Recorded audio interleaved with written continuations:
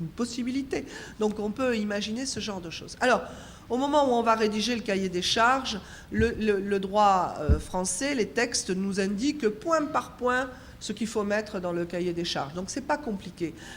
Certains confrères disent « Ah oui, mais faire la saisie des parts sociales, c'est difficile, tu comprends, parce qu'il faut rédiger le cahier des charges. » Oui, ben c'est pas compliqué. Pour rédiger le cahier des charges, on prend l'article et on suit.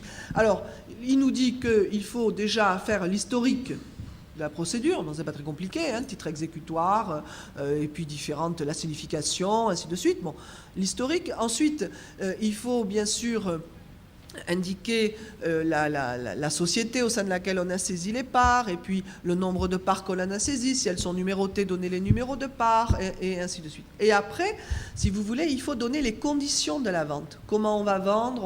On vendra donc aux enchères, on explique le principe de la folle enchère. Ce matin, j'ai entendu parler de la folle enchère, il faut indiquer tout ce que l'on précise sur une vente aux enchères à l'oral doit être précisé ici à l'écrit. Et puis, vient le moment le plus difficile, qui est celui de la mise à prix. Parce que pour mettre à prix, il faut évaluer les parts. Et c'est là que se pose pour nous le problème, parce que nous, on n'est pas des experts comptables. Alors, il y a deux solutions. Ou la comptabilité est relativement simple, et vous arrivez à faire une évaluation en prenant le chiffre d'affaires, le bénéfice, en faisant une moyenne sur les 3 dernières années, divisé par le nombre de parts, ça vous donnera éventuellement une idée de la valeur des... Même chose, vous mentionnez la décision de justice, et c'est vous qui indiquez qui est le tiers, qui est le débiteur. Si vous mentionnez, pour reprendre votre exemple, si c'est une SARL qui est condamnée, et si vous bloquez le compte de la SARL et du gérant, là c'est vous, huissier de justice, qui êtes responsable. Et la banque n'a absolument pas à prendre parti. Si l'huissier de justice donne ordre à la banque de bloquer le compte de la SARL et du gérant, eh bien c'est la responsabilité de l'huissier de justice, et la banque est obligée d'obtempérer et de bloquer les deux comptes, même si l'huissier de justice n'a pas le droit de le faire. L'huissier de justice répondra de sa faute. Bien sûr. Voilà comment ça fonctionne. Chacun a ses responsabilités, et ce n'est certainement pas à la banque d'analyser la décision en disant ça je prends pas. Je suis très clair, je le rappelle, la banque n'a absolument pas à avoir la copie du titre exécutoire. La banque, elle est tiers saisie, on exécute une décision de justice entre les mains du tiers saisi, et la seule chose que l'on demande au tiers saisi, c'est quelles sont vos obligations au moment où je fais la saisie-attribution envers votre client. C'est la seule chose qui est importante, et c'est la chose qui... de ce droit. Les recommandations, oui, vont devenir nécessaires. Et il va falloir que nous fournissions des outils. Donc ces outils, ça va être ces recommandations qui pourront vous servir aux uns et aux autres pour aller dire, voilà, on a identifié... Alors, l'idée que Mathieu soumet, c'est finalement d'identifier aussi les mauvaises pratiques. Merci aux participants, d'ailleurs, non huissiers de justice, aux banques, et à tous ceux qui nous ont fait remarquer finalement qu'il y avait des pratiques qui étaient contre-productives. Je suis maître Eldjimba Mbaye Oudou Élysée, président de la Chambre nationale des huissiers de justice du Tchad.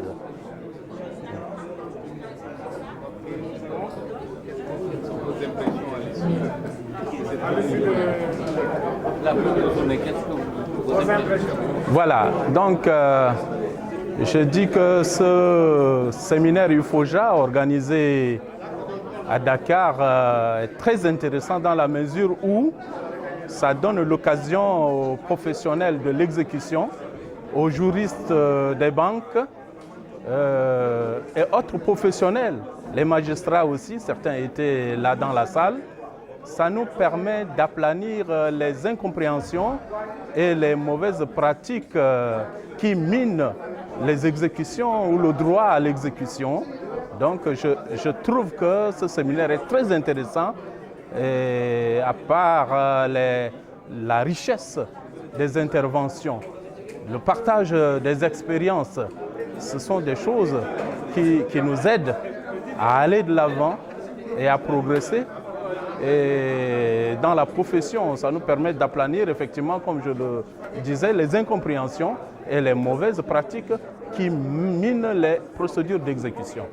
Donc vraiment, je trouve que c'est très intéressant le fait de mettre ensemble beaucoup de professionnels, en plus des professionnels de l'exécution qui sont les huissiers de justice, parce que ça nous permet vraiment d'aller de l'avant dans notre profession.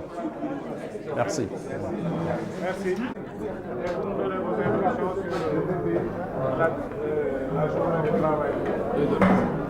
En prélude donc des 4e rencontres. D'accord. Je suis André Samabotio, président de la Chambre nationale des huissiers de justice du Togo et vice-président de l'Union internationale des huissiers et officiers judiciaires. Nos impressions, elles ne peuvent être que bonnes, car c'est une première qu'à la veille d'une grande manifestation comme les 4e rencontres Afrique-Europe, où les huissiers de justice européens et ceux de l'Afrique se croisent pour un rendez-vous du donner et du recevoir, nous puissions organiser en marge de cette grande manifestation qui aura lieu à partir de demain à Dakar, une formation IFOJA.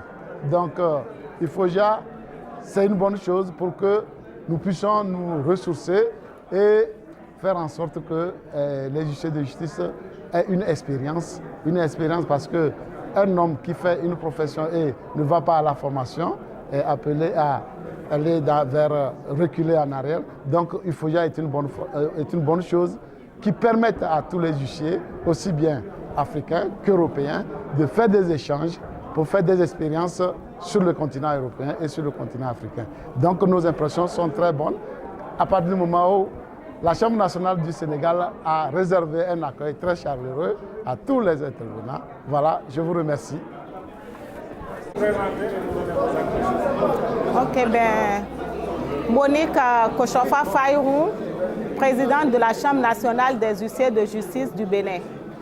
Mes impressions par rapport à cette 4e rencontre Europe-Afrique sont tellement bonnes puisqu'il s'agit d'une rencontre des huissiers de justice pour avoir un regard croisé sur les pratiques qui se font de part et d'autre dans chaque pays. Et pour cette 4e rencontre, non seulement que nous aurons à échanger sur nos pratiques, mais aussi on a eu un prélude à la grande rencontre de demain, un séminaire de l'UFOJA dont les échanges ont été très concluants. Les huissiers de justice, comme vous le savez, sont des éléments essentiels dans la bonne administration de la justice et nous avons besoin chaque fois de nous rencontrer pour échanger et renforcer notre professionnalisme. Je ne saurais terminer sans remercier le Sénégal qui nous accueille et que de plein succès pour nos travaux. Je vous remercie. Merci beaucoup. Je m'appelle Maître Sissé Yao Jules, le président de la Chambre nationale des huissiers de Côte d'Ivoire et chef de délégation ivoirienne.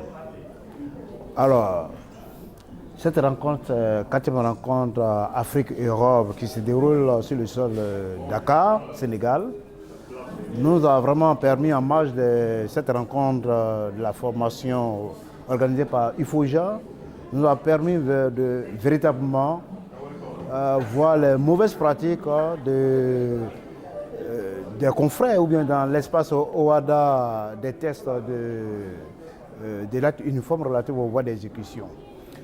Et cette formation a été très enrichissante au point que nous partons avec des recommandations qui permettront à nos différents chefs de délégation de les restituer à nos confrères et aussi de saisir nos autorités de tutelle de sorte que effectivement les dispositions de l'acte uniforme qui est une loi supranationale puissent être respectées et exécutées conformément à l'esprit du législateur OADA. Voilà un peu en substance ce que je voulais dire et puis je dirais encore qu'en marge de cette formation, beaucoup de choses que nous ne savions pas, avec la présence de l'Union internationale, le système français qui nous a ouvert beaucoup les yeux Seulement que nous devons faire des recommandations. Je pense que effectivement l'Union internationale va adhérer à nos recommandations, à savoir la rencontre des huissiers de justice, une rencontre tripartite, huissiers de justice, magistrats et banquiers. Cela nous permettra effectivement sécuriser quand même le droit des créanciers, puisque nous sommes des mandataires judiciaires, des officiers publics. Nous faisons que défendre les intérêts des créanciers munis certainement des titres exécutoires, mais que nous avions des difficultés à mettre en exécution, et cela est véritablement préjudiciable pour eux. Et cela mine aussi l'économie, puisque généralement ces bénéficiaires des décisions sont en général des opérateurs économiques, mais je crois que les tests, c'est bienvenu cette formation parce que ça nous permettra de faire un toilettage vraiment des tests de l'acte uniforme relatif aux voies d'exécution, donc son application est très difficile dans l'espace OHADA.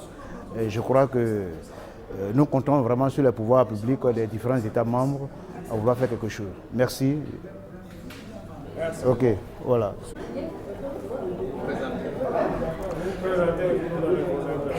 D'accord. Je suis Léopold T. Pakban Sangan, huissier de justice dans une ville située au nord Cameroun, à Mokolo, précisément dans le département où Boko Haram a sévi ces derniers temps. Mais j'ai tenu à venir au pays de Teranga parce que c'est un pays qui bouge, c'est un pays dynamique, à l'image de nos confrères, les huissiers du Sénégal, qui ont eu l'idée et surtout le génie de concevoir cette formation en prélude à la rencontre des huissiers Europe-Afrique avec ce thème, saisie des éléments incorporels du fonds de commerce, des créances, des droits associés et des valeurs mobilières. Je vous assure, le génie doit consister à réunir les trois institutions fêtières que sont l'Union internationale, l'ERSUMA et l'UFOJA, donc des institutions représentatives de d'autres professions dans le monde, à les réunir en une seule pour nous former sur ces thèmes et réactualiser nos connaissances. C'est très bien parti et nous sommes très contents de la diversité des sites de travaux. Nous sommes aujourd'hui à l'hôtel Terubi et demain nous sommes au Palace King Fahd, ce qui nous donne une vue générale de ce que c'est que Dakar, la modernité de Dakar, et puis nous pensons que le séjour va bien se terminer. Merci, je souhaite bonne fin de séjour à tous les confrères qui sont venus ici. Merci. Merci beaucoup. Bonjour, Madame Vitin de la Banque de l'Habitat du Sénégal. Donc, je tenais à féliciter les responsables de cette initiative. Cette rencontre nous a permis d'éclaircir plusieurs points, donc plusieurs problèmes auxquels nous étions confrontés. Donc, nous avons eu des éclaircissements et vraiment nous saluons cette initiative. Et je pense que l'aspect saisie est tellement important au Sénégal, surtout pour les banques, que je pense que peut-être d'autres séminaires pourront plus nous aider. Mais vraiment là, nous avons été éclairés par rapport à certains points et découvert aussi d'autres nouvelles choses. Donc nous tenons juste à vous marquer notre satisfaction et vous remercier pour cette belle initiative. Merci.